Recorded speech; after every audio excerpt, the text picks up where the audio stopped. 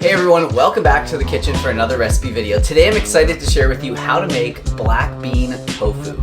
So this stuff is so easy to make, it's delicious, soy-free, gluten-free, and you can season it in so many different ways. So on this channel before, I have made lentil tofu, I have made chickpea tofu, and everybody seemed to really love those recipes. And I know there's a lot of people out there who can't eat soy, whether it's an allergy or sensitivity or whatever. So this is just a nice alternative to that. So you can use it in place of soy tofu in a lot of different recipes. So let's get started. Let me show you what you have to do first. You want to start off by soaking dried beans overnight for at least 8 to 10 hours.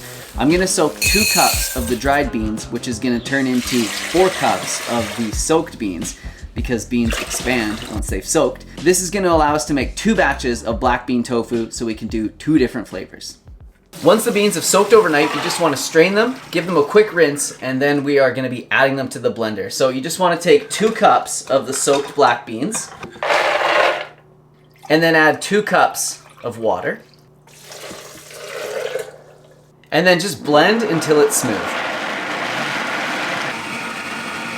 So if your blender seems to have trouble blending this up, you might have to do it in a food processor, in which case you just want to start with a bit less water and then add more water as you go. This is a high-powered blender, it's a Vitamix, so it has no problems with these, and I haven't tested this recipe with the regular blender, but I think it'd probably work. Next, I'm just gonna pour the mixture through a strainer. So this is just gonna make sure that there aren't any like big chunks of bean in there and that you get the smoothest tofu possible. You might have to help it through with a spatula because it doesn't really want to go through on its own, but you'll see it definitely filters out some of the chunkier bits. So next comes the fun part. We get to season this. And the cool thing about this is we're actually getting the flavors like right into the mixture. Whereas with regular tofu, when you season it, you know, it kind of just goes on the outside unless you marinate it for a long time. So this is pretty cool. I tried a few different seasoning mixes and some of them were not so good, but some of them were really good. So I'll show you a few different options. And this first one is really simple, but it's definitely my favorite.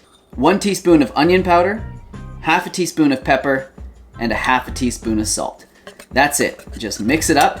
So now it is ready to cook. So I just want to be clear, you have to cook raw beans. You cannot eat these raw or else you will get lectin poisoning and it will not be good for anybody. So I just want to be clear, you got to cook them, and that's part of the reason why we strained them as well, because if there's like big chunks of raw bean in the mix, it's not going to cook enough and, you know, it might give you an upset stomach. So when it's like this, nicely blended and everything, it will be no problem. Next, you want to transfer this to a saucepan. Bring it up to like a medium heat and you'll see it starts to bubble, and then turn it down a little bit because you don't want this to like totally burn to the bottom, and you do have to be stirring this the whole time. So get yourself a whisk and just keep on stirring. You're gonna need to cook this for about at least 10 to 12 minutes, if not 15 minutes, and you'll know when it's ready because it is so thick that the whisk pretty much stands up on its own in the mixture. Then, as soon as it's done cooking, take it off the heat and put it into a glass or porcelain baking dish like this one, and do your best to kind of flatten it out. It starts to firm up really quickly, so you don't have much time here. I just kind of like to shake it into all the edges, and then you are ready to pop it into the fridge. And it'll take about an hour, 2 hours to set up, but you can leave it in the fridge for longer than that if you want. So while that's firming up, we have enough beans to make another batch. So starting the same way that we did with the other ones, just blend them, strain them, and then add some taco seasoning. So I added 2 tablespoons of taco seasoning and a pinch of salt, and then just cooked it up the same way. And this is a really delicious combination. Of course, you could add pretty much any dried seasoning that you could think of. Like curry seasoning would probably be really good.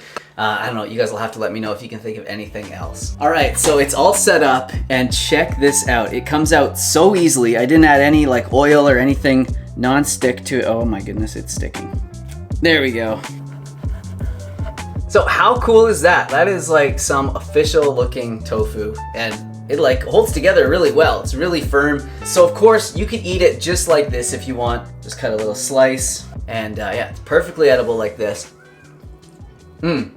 Yeah, it's really good. And I've also got the taco seasoned one here as well. And you can see it's not quite as nice of a color as the more plain one, but it is just like packed with flavor. So this is good as is, but what I really like to do is to chop it up into cubes and then throw it into the air fryer. You could bake it in the oven as well, and what happens is they kind of puff up a little bit, they get a little bit crispy, and it is just so delicious. And then another way that's really good is just to slice it and pan fry it on the stovetop. And then just enjoy it however you would usually have tofu. So obviously it would be great on its own as a snack. You could have it on top of a salad, or you could have it with like a bigger dinner with some rice and some greens and a few other things. Alright, so I guess that's it for this video. I hope you all enjoyed learning how to make black bean tofu. So if you did enjoy the video, hit the like button. Feel free to share this video with somebody you think might enjoy making it. And if you do make it, tag me on Instagram at Simnett Nutrition, because you know I love seeing your recipes that have been inspired by my videos. Subscribe so that we can meet again, and I will see you soon with another video. Alright, let's eat. Here's some other videos of mine that I think you might like, and if you're looking for some delicious and healthy plant-based recipes, check out my new recipe ebook, Easy Vegan Comfort Meals. It contains over 60 plant-based recipes, lots of delicious sauces that I know you're gonna love. Thanks for watching, and thanks for the support.